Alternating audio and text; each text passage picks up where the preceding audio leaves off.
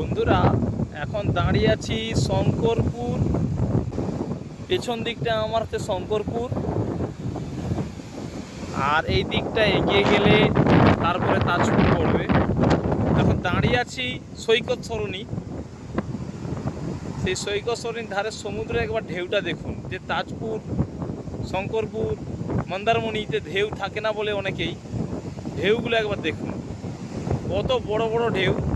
যার জন্য সমুদ্রের পাড় ক্ষয় হওয়ার জন্য মুম্বাইয়ের নরিম্যান পয়েন্টে যেরকম সব স্টোন ফেলানো আছে, সেই রকম স্টোন এখানেও ফেলানো অনেক হয়েছে। দেখুন ধারে কত আছে,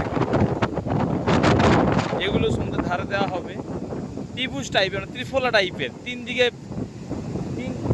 এক দুই তিন চারদিকে ঠ্যাং বেরিয়ে গেছে এক প্রকার।